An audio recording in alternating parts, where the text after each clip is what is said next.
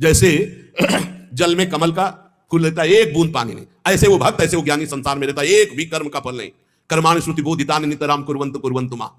वो चाहे वेद के अनुसार कार्य करे या ना करे, कोई उसके ऊपर लागू नहीं नियम। वो विषयान ग्रहणंतु मुंचन्तु विषय भोगे या विषय त्याग दे कोई, क्योंकि वो ऐसी अवस्था को प्राप्त हो चुका है। ब्रह्मण्याधाय कर्माणि संगम त्यक्त्वा करोति। जो भक्त संपूर्ण कर्मों को, पीछे ज्ञान का तो आगे उसी को बता रहे, जो भक्त संपूर्ण कर्मों को भगवान में अर्पित कर देता है, उसकी आसक्ति नष्ट हो जाती है। वो कर्म करता हुआ भी जल से कमल के पत्ते की तरह पाप से लिप्त कभी नहीं होता। पूरे संसार का हतन हो जाए तो भी उसे पाप नहीं लगेगा। ऐसा महान ये योग है। शरीर, इंद्रिया, मन, बुद्धि, प्राण ये तुम्हारे नहीं हैं।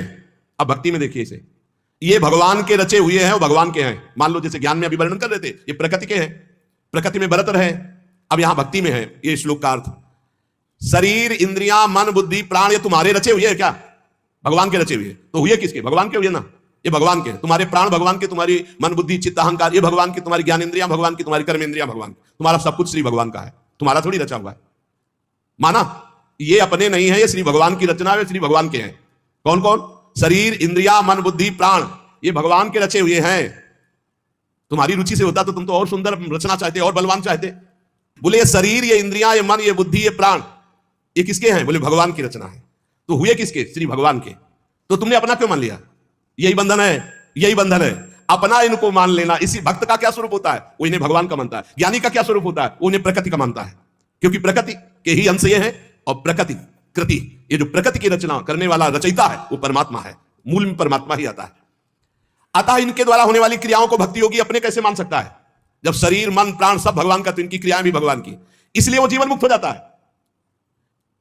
जीवन मुक्त कैसे होगा?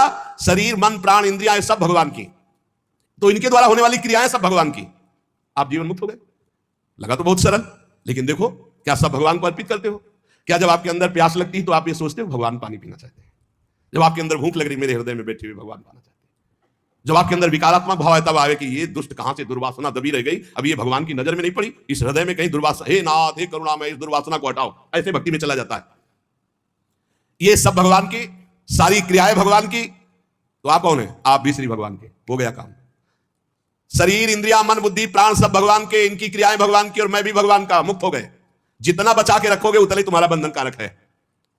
भगवान ही मेरी इंद्रियों में और मन में बैठकर सारे कार्य करवा रहे हैं। भक्त ये देखता है। और ये जो पापाचरण करने वाले हैं ना, ये बात सुनेंगे ना तो ये भी ये बात उसमें ले जाएंगे कि भगवान ही तो हमारे मन, गीता में लिखा है, मन इंद्रियों में बैठते, तो तुम समर्पित कहां हुए? तुम तो अहंकार की धर्म में, अहंकार में काम, क्रोध, लोभ, मोह, मद, मत्सर ये दोष रहते हैं। यही बिना गुरुजनों के समीप बैठे शास्त्र समझ में नहीं आता।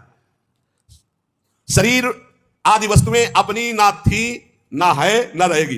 कैसे? तुम्हारा अधिकार है शरीर पर? कुछ अधिकार नहीं। एक रोम अभी झरना चाहे ना, वो झर जाएगा, दोबारा लगा नहीं सकते। बेमतलब में अहंकार की हो, मैं ऐसा कर सकता हूं, मैं ऐसा। शरीर आदि वस्तु, शुद्ध ज्ञान, शुद्ध भक्ति, दोनों श्लोकों में भगवान ने जीवन मुक्त होने के लिए बता दिया। शरीर आदि वस्तुएं अपनी नहीं, प्रत्युत मिली हुई है भगवान से अपने को। किस लिए? सत्कार्य करने के लिए, सत्कार्य करने के लिए। सरकारी गाड़ी बंगला है, ये सरकार का काम करने के लिए मिला है। ये कुछ दिन के लिए मिला, फिर छीन लिया जाएगा। ना ये पहले था तुम्हारा, ना बाद में रहेगा, बीच में दिया गया, छीन लिया जाएगा। ये केवल भगवत प्राप्ति के लिए मिला है। भगवत प्रीत्यर्थ, दूसरों में भगवान की भावना करके सेवा करो, इसलिए मिला है शरीर। इन वस्तुओं पर जो अपना अधिकार जमा लेता है, अपने लिए भोग भोगता है, वो मृत्यु के बाद दुर्गति को प्राप्त होता है। पुनरपि जननम पुनरपि मरणम। इस शरीर को ना तुम बदल सकते हो, ना मरने से रोक सकते हो।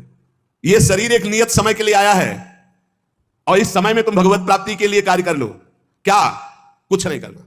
ये जो सब है इनको समर्पित कर दो। चदरिया जैसी की तैसी धर दीनी, ये लो महाराज, हमसे नहीं होने वाला कुछ। ना शुभ ना अशुभ, नाम करता बनेंगे शुभ के ना अशुभ के, हमसे कुछ नहीं, हम आपकी शरण में पूरा समर्पित। अभी आज से आप जीवन मुक्त के मार्ग में चलने लगे। समर्पण योग।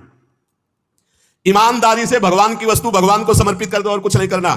मस्त। भाई यही बात समझ में आ जाए।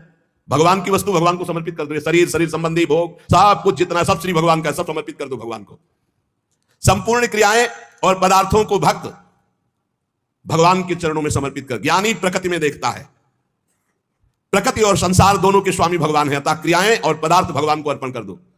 कोई भी पदार्थ बिना भोग लगाए मत खाओ। कोई भी क्रिया करो उसको भगवान को अर्पित करो, क्योंकि ये शरीर, मन, प्राण, बुद्धि, इंद्रियां सब श्री भगवान के। ऐसी भावना में रहो। अभी जीवन मुक्तता की तरफ बढ़ने लगोगे, अभी निर्विकार होने लगोगे। जब इनको प्राण, इंद्रिय और मन को भगवान का देखोगे तो निर्विकार हो जाओगे। जब अपना मानोगे तो विकारी हो जाओगे। संगम त्यक्त्वा करोति। किसी भी प्राणी, पदार्थ, शरीर, इंद्री, मन, बुद्धि, प्राण, क्रिया, किसी में संग मत करो। न प्राणों का संग, न इंद्रियों का संग, न बुद्धि का संग। उस समय देखो असंग। तुम अलग हो, ये अलग है, पर तुम अलग नहीं देख पाते, इन्हीं में मिल जाते हो।